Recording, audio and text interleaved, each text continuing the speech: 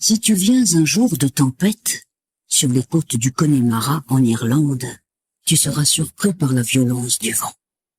Il te plaquera contre les rochers et tu n'oseras plus bouger, de crainte qu'une rafale plus brutale que les autres ne te projette dans l'océan.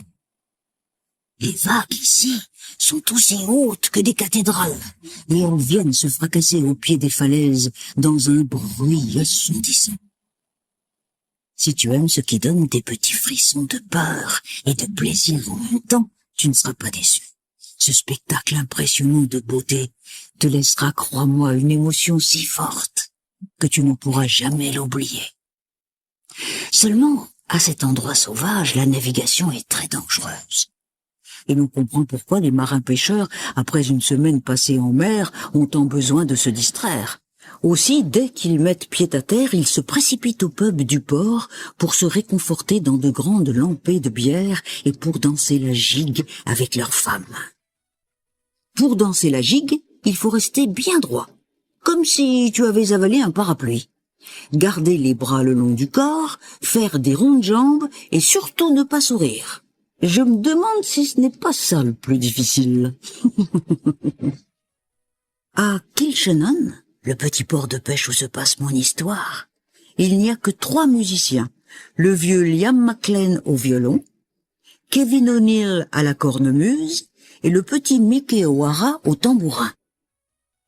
Non mais tu les entends? Ces 3-là feraient danser des falaises.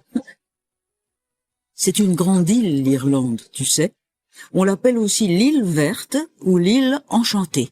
Verte parce qu'elle est recouverte d'une herbe aussi verte que l'émeraude, et enchantée car elle est aussi habitée par des elfes, des lutins et des fées. Mais comme la plupart du temps, ces êtres extraordinaires au pouvoir magique sont invisibles, certains Irlandais pensent qu'ils n'existent pas. Et à ce propos, je vais te raconter ce qui est arrivé à Brendan McCullivan, qui n'y croyait pas du tout, et à un jeune garçon, Paddy Joe, qui lui, au contraire, y croyait beaucoup, passionnément même.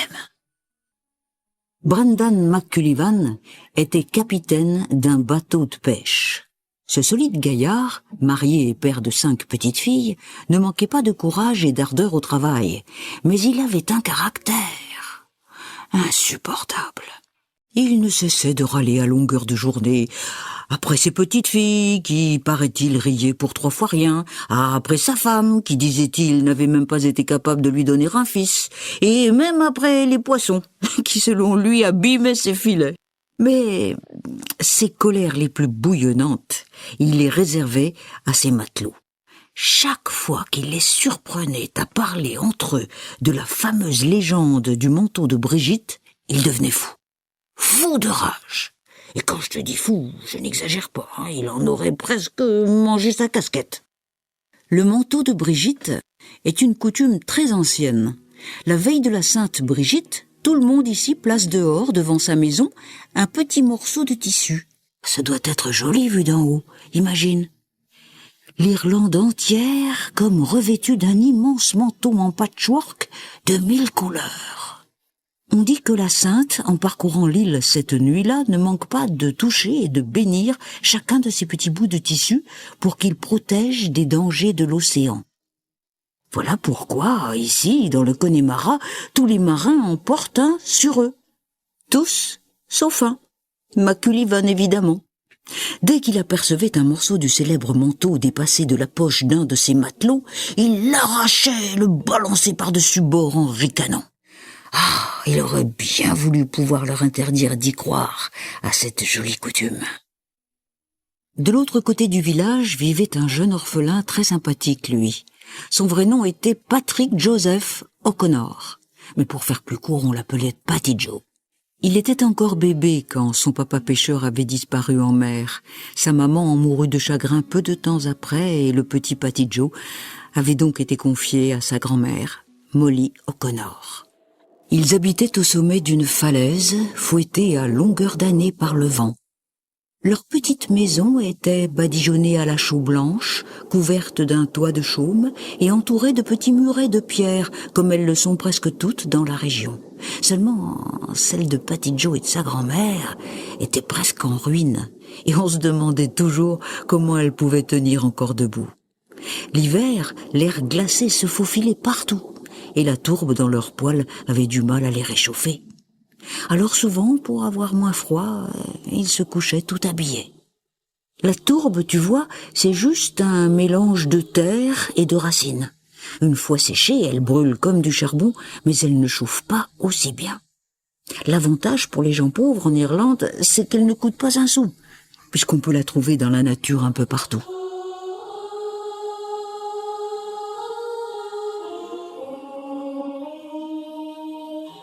Si Molly O'Connor était très pauvre, dans sa tête et dans son cœur, cette vieille femme était très riche.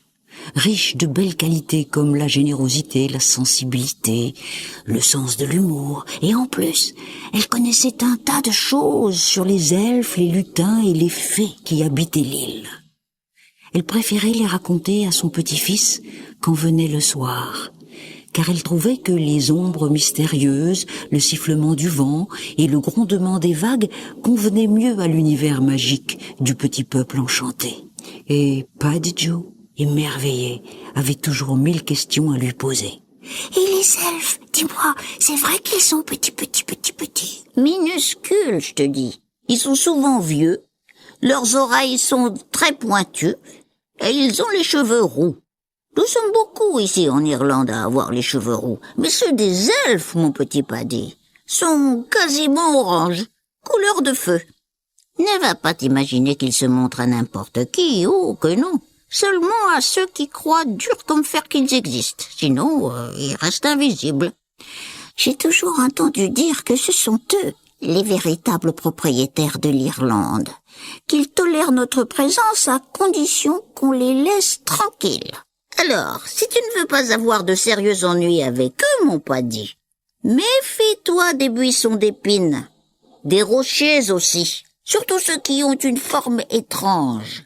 C'est souvent là qu'ils habitent.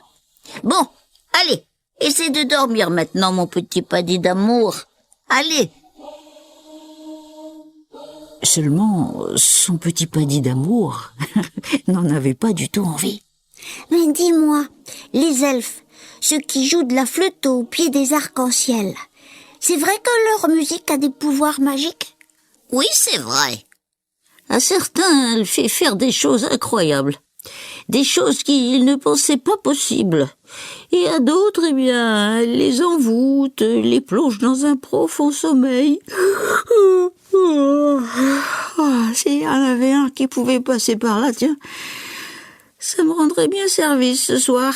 Sa musique s'endormirait et moi je pourrais enfin me reposer. Oh, s'il te plaît, 1 minute encore, après promis, je dors. Tu dis que quand on entend crier la banshee, c'est qu'elle veut nous prévenir que quelqu'un va mourir. Mais toi, tu l'as déjà entendu, toi? Oui, une fois. La veille de la mort de mon mari, ton grand-père. Son cri, tu vois, est plutôt comme une plainte douloureuse, sinistre, qui donne la chair de poule. Et à quoi elle ressemblait, cette banshee? À une vieille dame vêtue de blanc. Leur tendre patati et patata se poursuivait parfois tard dans la nuit. Et Patty Joe, fascinée et ravie, finissait par trouver le sommeil. Quand ce n'était pas sa grand-mère qui s'endormait la première. Une fois, pour gagner un peu d'argent, le jeune garçon s'apprêtait à aider les pêcheurs qui déchargeaient le poisson, quand Brendan McCullivan avait surgi comme un démon. « Touche pas à ça, toi! C'est pas pour les gringaler! Tu t'es vu, sale petit morveux ?» Patty Joe le craignait tant qu'il n'osait rien dire, mais au fond de lui, il enrageait. Quel brute, ce Brendan! Ah, je le déteste. Faut toujours qu'il me fasse honte, qu'il se moque de moi. Je suis trop gringalé, et mes chaussures sont trouées, et mes culottes usées. Il est vrai qu'au travers de ses culottes usées, on voyait ses fesses. Et quant à ses chaussures, Molly en avait rafistolé les trous avec des bouts de vieux pneus, mais du coup, elles étaient devenues si boursouflées de partout qu'elle le faisait tout le temps trébucher. Il va se ramasser de quel côté aujourd'hui, le sale petit morveux? Non, mais j'en ai marre qu'il me traite de sale petit morveux. Je l'appelle pas sale brute épaisse, moi. Et pourtant, qu'est-ce que ça lui irait bien, sale brute épaisse? Et un jour, à Kilshannon, dans ce petit port si tranquille, arriva un événement extraordinaire, aussi étrange qu'inquiétant. Tout commença ce fameux soir où les marins pêcheurs rentrèrent les filets vides. Un énorme monstre marin était venu rôder autour de leur bateau, en provoquant une houle déchaînée qui les avait fait tanguer d'une manière effrayante. Et bien évidemment, la pêche fut absolument impossible. Jamais il n'avait vu un animal aussi gigantesque, une véritable montagne de chair vivante, disait-il. Bien sûr qu'ils essayèrent les jours suivants de lui échapper en changeant plusieurs fois d'endroit, mais aussi incroyable que cela puisse paraître, le monstre les retrouvait toujours. Les pauvres marins furent donc obligés de renoncer à la pêche. Et comme la pêche est l'unique moyen ici dans le Connemara de gagner sa vie, tu peux imaginer leur inquiétude. Une inquiétude qui au fil des jours se transforma vite en angoisse, puis en colère, et enfin en désespoir. Chaque matin, depuis le rivage, ils scrutaient le large, espérant ne plus apercevoir le monstre, mais chaque matin, là-bas, sur la crête des vagues, les petits éclats de lumière de son immense corps argenté leur signalaient sa maudite présence. Un soir, McCullivan annonça que le lendemain, il partirait combattre cet animal de malheur avec ceux qui possédaient un fusil. Plusieurs de ses matelots acceptèrent de l'accompagner. Et tous entrèrent au pub du port pour trinquer à leur courage. Les Irlandais, même quand ils sont désespérés, trouvent toujours une bonne raison, tu vois, pour chanter, danser et surtout, il faut le reconnaître, pour boire un petit coup. Enfin, petit, pas toujours. No, nay, never, no more will I play the wild rover. No, never, no more. And it's no, nay, never. No, nay, never, no more will I play the wild rover. No, never, no more. Dehors, Paddy Joe avait du mal à les distinguer au travers des vitres embuées. Il resta un moment à les écouter chanter et taper dans leurs mains, mais comme le froid commençait à lui mordre le nez, les doigts et les oreilles, il décida de s'en aller. Sur la route, le soir était calme, très calme. Tu aurais pu entendre une épingle tomber du ciel. Et tout à coup, quelle plainte sinistre et déchirante! Là-bas, au bord de la falaise, la silhouette d'une frêle vieille dame vêtue de voile blanc ondulait dans le vent. Ah, cette plainte venait d'elle, c'était sûr. Le jeune garçon se précipita à son secours, mais curieusement, plus il s'en approchait, plus la silhouette devenait floue, puis transparente. Puis elle finit par s'évaporer tout à fait. Paddy Joe frissonna. Une des légendes de sa grand-mère venait de jaillir de sa mémoire, celle de la Banshee, cette vieille dame en blanc qui hurlait pour annoncer la mort d'un proche. Un pressentiment horrible lui donna la chair de poule. Et s'il était arrivé malheur à Molly, il courut le reste du chemin comme un fou. Dans leur petite maison, sa grand-mère n'y était pas. 10 fois au moins il en fit le tour, mais ne la trouva pas. Seul l'écho de la colline en face lui répondit. Puis, au fond du jardin, il vit remuer une ombre. « C'est toi, Molly ?» Mais qu'est-ce qui te prend, mon Paddy? Tu ne vois pas que je suis là? Le jeune garçon se précipita dans les bras de sa grand-mère. Tu te sens comment? Ça va, tu te sens comment?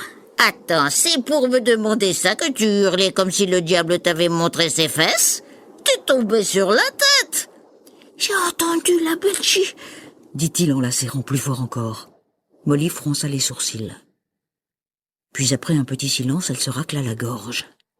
Écoute, mon petit Paddy d'amour. D'abord, je vais très bien. Je pète le feu même. Ensuite, cette Benchy, elle ne hurlait peut-être pas pour toi.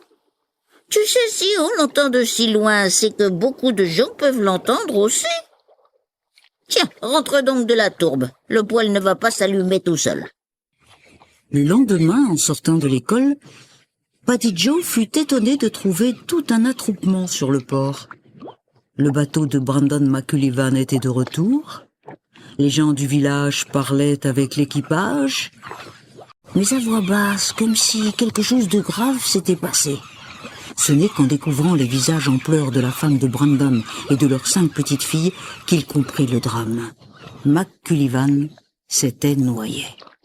Les marins avaient été tellement surpris par les fulgurantes apparitions et disparitions du monstre qu'ils n'avaient pas réussi à lui tirer dessus. Et Brendan, vexé de ne pouvoir l'atteindre, après maintes et maintes tentatives, avait fini par redoubler d'imprudence jusqu'à ce qu'une énorme vague l'emporte dans un tourbillon d'écume. Sous la pluie, les cloches de l'Angélus sonnèrent pour annoncer la disparition du capitaine. Leurs tintements lugubres accompagnèrent un moment Paddy Joe sur la route qui le ramenait chez lui. Mais bientôt, le soleil sortit des nuages sombres, et alors là, il se passa une chose étrange. À l'instant même où apparut un superbe arc-en-ciel, le jeune garçon entendit... D'où venait-elle, cette jolie musique? Du pied de l'arc-en-ciel? Mais oui, en effet, un tout petit bonhomme roux aux oreilles pointues jouait de la flûte.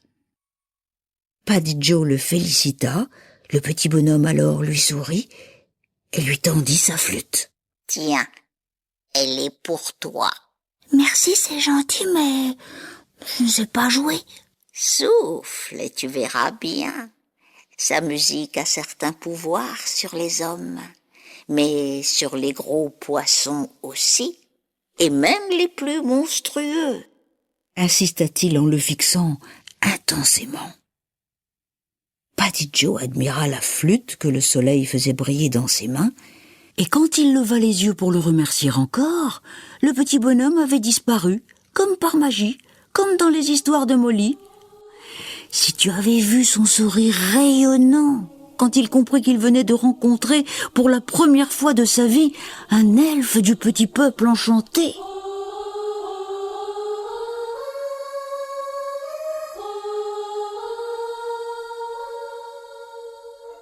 Le lendemain matin, bien avant qu'il fasse jour, notre Paddy Joe se leva, prit sa flûte, courut au port, monta dans une barque, rama jusqu'à ce qu'il se retrouve au milieu de l'océan, et là, dans la brume qui flottait sur les vagues, debout dans sa barque, il commença à souffler dans la flûte.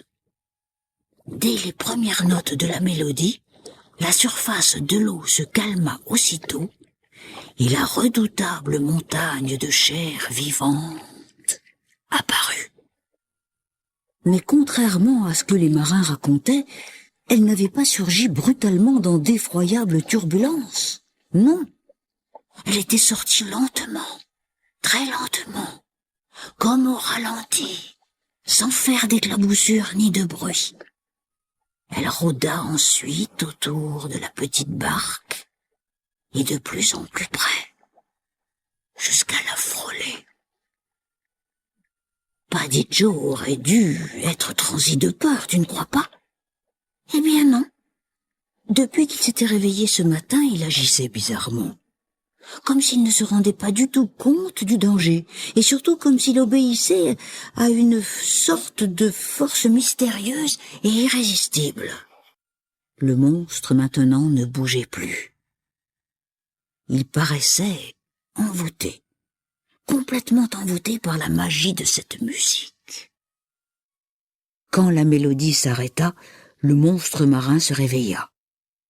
Son souffle puissant lança en l'air une immense gerbe brillante, tel un jet de diamant.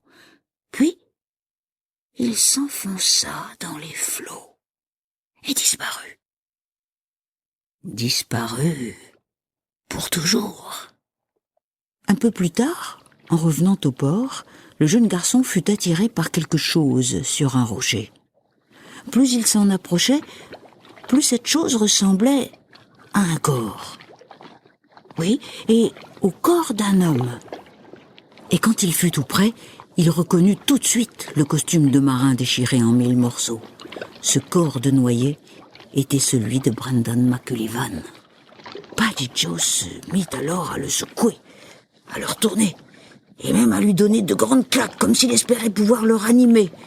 C'était complètement fou. Comment Brendan pouvait-il être encore vivant? C'était impossible. Pourtant le jeune garçon insistait, et au bout d'un moment, miracle, le capitaine toussa et vomit toute l'eau qui remplissait ses poumons. Il était à bout de force, blessé de partout. Il ne pouvait ni bouger ni parler. Complètement sonné, ahuri, il semblait se demander « Mais qu'est-ce que je fiche ici au milieu de l'océan avec le sale petit morveux, moi ?» Le sale petit morveux lui fit simplement un sourire, puis traîna péniblement son grand corps jusqu'à la barque et le ramena au port. Ensuite, tu te doutes bien comment fut accueilli Paddy Joe à son retour. En héros, évidemment. Un héros qui faillit bien mourir étouffé par les baisers des villageois. Ils étaient tellement reconnaissants et soulagés d'être enfin débarrassés du monstre. Quant à Brendan et sa famille, ils sanglotaient tous à cœur joie. Et aussitôt, une grande fête fut organisée en l'honneur de Patrick Joseph O'Connor, notre Paddy Joe. Une fête où l'on chanta, dansa, but et rit jusqu'à en tomber par terre d'épuisement.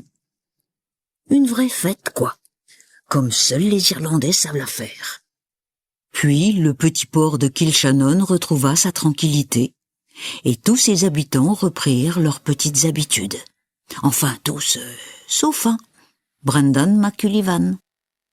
Son accident en mer avait été pour lui une si terrible épreuve que son caractère s'en était retrouvé complètement transformé.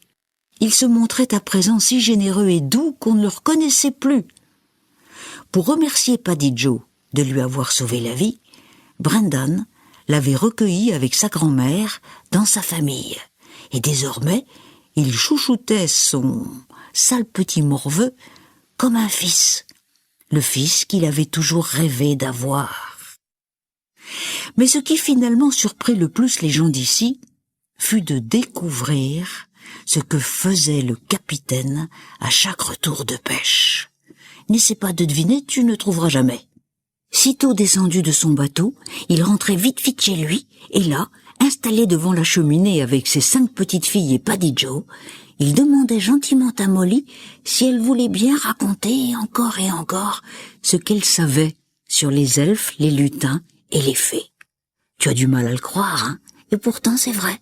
Brendan, la brute épaisse, était devenu, tu vois, un des Irlandais les plus convaincus de l'existence du petit peuple enchanté.